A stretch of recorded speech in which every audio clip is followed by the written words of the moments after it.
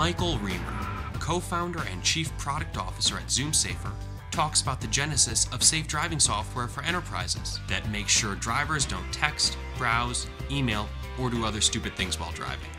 So my name's Michael Riemer, and I'm one of the co-founders of ZoomSafer, and we develop safe driving software for enterprises to make sure that their drivers don't text, email, browse, IM, and do other dumb things while they're driving, but still allows them, based on policy, to make and receive phone calls, again, based on whatever the company policy is. The company started because a friend of mine, Matt Howard, was driving home one day, and he got a text message, and he looked down at the text, and he looked up, and he hit his neighbor's son, who was on his bike.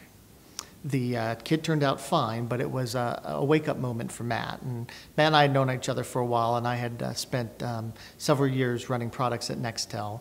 And so he called me and said, "Hey, Mike, is there any software out there that can help me make better decisions while I'm behind the wheel of the car? Because I'm no different than anybody else. I'm type A, I'm addicted to my little smartphone." And so we did a bunch of research, and we really didn't find anything.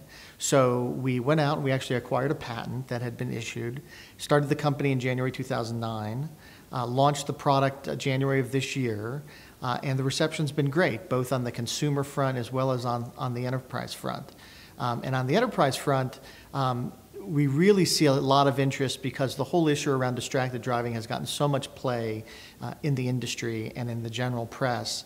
And unfortunately, or fortunately, depending on how you look at it, there's been a number of very high-profile, multi-million-dollar settlements associated with drivers getting into accidents and the verdicts being brought down or the agreements being agreed to because the person was defined in the scope of work.